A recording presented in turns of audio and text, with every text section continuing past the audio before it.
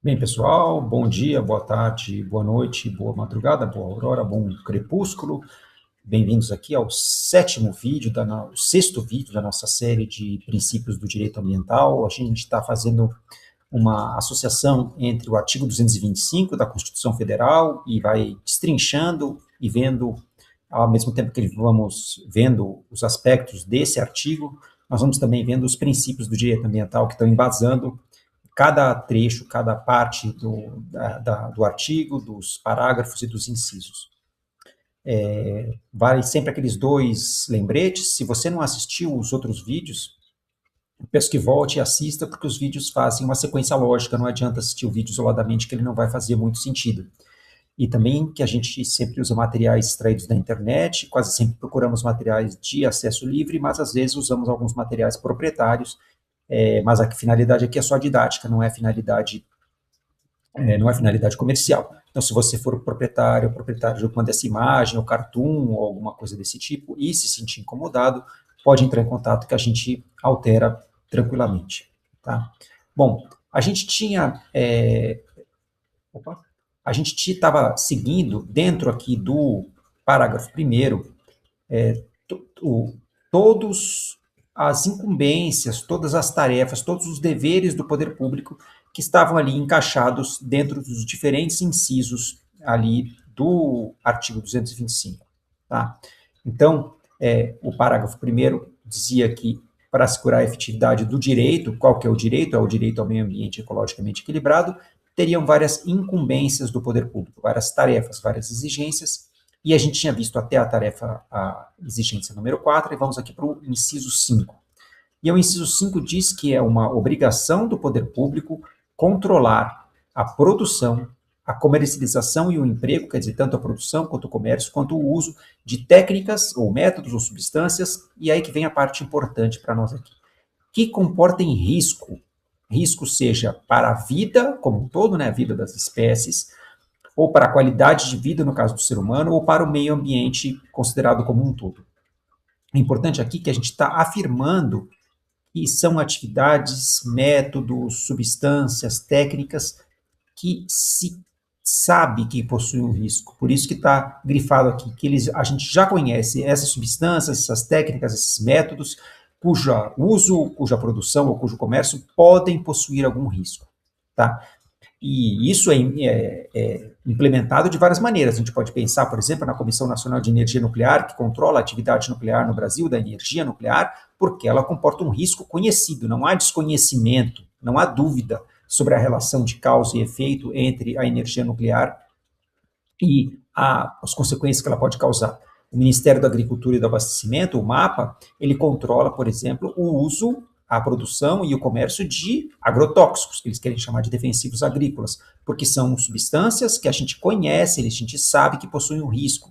A Agência Nacional de Vigilância Sanitária controla a questão dos medicamentos, a questão de resíduos em alimentos. Então, também sempre pensando, por exemplo, no caso dos novos medicamentos para liberação que a Anvisa pode fazer, a gente sabe que eles podem comportar risco, por isso que tem que passar por um procedimento controlado. Então, a gente sabe que o uso dessas substâncias tem um risco, então ele é controlado pela Anvisa. Ou então a Agência Nacional de Mineração, porque as atividades de mineração possuem vários riscos conhecidos, como a gente viu muito bem, o risco de deslizamentos, o risco de contaminação por substâncias químicas. Então, dentro do Poder Executivo, esse inciso é implementado de diferentes maneiras. Tá? Sempre o Estado controlando qualquer coisa que possa, a produção, comércio e uso, de novo, de técnicas, métodos e substâncias que comportem um risco, ou seja, que a gente tenha um conhecimento, que a gente sabe o risco. E qual é o princípio do direito ambiental que está embutido aí? Também, ao lado do princípio da precaução, um dos princípios mais importantes que existem, que é o princípio da prevenção. E aí, no caso, prevenção a gente faz contra riscos conhecidos ou danos certos. Qual é a diferença? Danos é que a gente sabe alguma coisa que vai efetivamente causar um dano. Por exemplo, uma fumaça de uma chaminé de uma empresa. Então, ela está causando um dano de poluição. Então, qual é o risco, a atitude que a gente toma? Instalar um filtro nessa chaminé, por exemplo. Então, é uma atitude tomada contra um dano certo. Ou então, a gente toma uma atitude contra um risco conhecido. Nesse caso, nós conhecemos o risco. O dano não é certo, Por exemplo, nesse caso do açougueiro aqui, que a gente está dessa figura, a gente tem uma luva de malha de aço para prevenir contra um risco conhecido de corte. Significa que o cara vai se cortar todo dia? Não, mas é um risco conhecido. A gente sabe a relação de causa e efeito se essa faca deslizar e acabar atingindo a mão dessa pessoa. Ou o ato de lavar as mãos. Se a gente comer com as mãos sujas, significa que a gente vai pegar uma doença? Não necessariamente, mas é um risco que a gente conhece, é um risco conhecido, tem uma probabilidade, uma relação de causa e efeito entre sujeira nas mãos, e aí está presentes bactérias ou vírus causadores de doenças, que se a gente se alimentar com as mãos sujas, a gente pode contrair alguma doença. Então, é uma atitude preventiva, é uma atitude contra um risco aqui conhecido, tá? Ou mesmo o uso de máscaras, equipamentos, todo equipamento de proteção individual, como essa luva ou essa máscara aqui embaixo, é uma atitude contra um risco conhecido. Tem máscaras contra os diferentes tipos contra vapores, contra gases, máscaras usadas na medicina, todas elas contra algum risco conhecido. Então, um risco de contaminação por uma substância química, um risco de adquirir uma infecção. Não necessariamente, então, um médico, eventualmente, poderia até, ou na época da pandemia, tinha gente que andava sem máscara, alguns malucos aí, e não contraía uma doença. Mas o risco existia. Então, eu tenho um risco que é conhecido, ou seja, se por acaso aqueles vírus, aquelas bactérias entrarem em contato com o meu corpo e eu não estiver protegido, eu vou desenvolver a doença. Então, essa que é a ideia da prevenção. Aqui não há dúvida, não há incerteza do conhecimento. Nós possuímos ou casos de danos certos ou casos de riscos conhecidos. Então, a diferença aqui entre a precaução e a prevenção, que são dois princípios irmãos, mas muito parecidos, é que na prevenção a gente tem um risco conhecido ou um dano certo, como eu acabei de falar. No caso da precaução, a gente tem um risco de que ocorra um dano.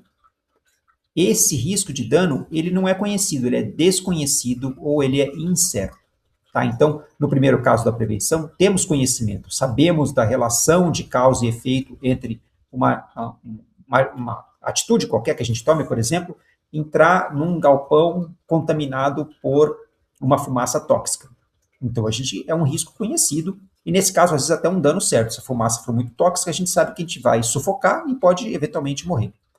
No caso da precaução, o risco de ocorrer um dano é desconhecido, a gente não tem certeza. Lembra do caso dos transgênicos, né? Será que eles iam causar algum problema? Será? A gente não sabia, a gente tinha uma suspeita.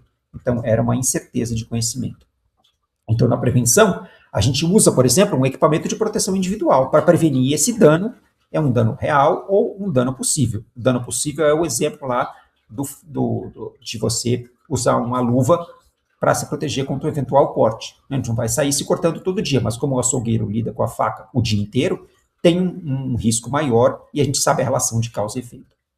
No caso da precaução, a gente normalmente age suspendendo alguma coisa, né, esperando ter mais conhecimento para prevenir esse dano incerto. É um dano incerto, mas é um dano possível porque a gente tem indícios, tem suspeitas de que a falta de ação pode acabar gerando uma consequência, um dano grave para a saúde ou para o meio ambiente. Tá? Continuando aqui, um outro princípio do direito ambiental que vai aparecer no próximo inciso, no sexto inciso, é o princípio da informação. O que diz no sexto inciso? Que o Estado, né, o poder público aqui, o que ele deve fazer? Promover a educação ambiental em todos os níveis de ensino e também uma conscientização pública, quer dizer, uma educação ambiental em termos não só do ensino formal, mas também em outros espaços, né, a conscientização pública para a preservação do meio ambiente. Até sobre isso, nós temos uma lei específica, né, que é essa lei aqui, 9.695, de 99, que é a Lei da Política Nacional de Educação Ambiental. Quem tiver interesse, sugiro que baixe a lei, tem o PDF, acha muito fácil na internet, para saber que o Brasil tem essa Política Nacional de Educação Ambiental. E qual é o princípio? Como eu falei, o princípio da informação, que ele nos diz, e ele serve para a área ambiental e para outras áreas também, tá? Duas coisas, nós temos o direito de ser informados, então o princípio da informação diz que é dever do Estado, ou dever de quem pode causar um impacto ambiental, informar, porque é o direito de quem está sendo possivelmente impactado por alguma ação de uma outra pessoa, de uma empresa ou do governo, ser informado.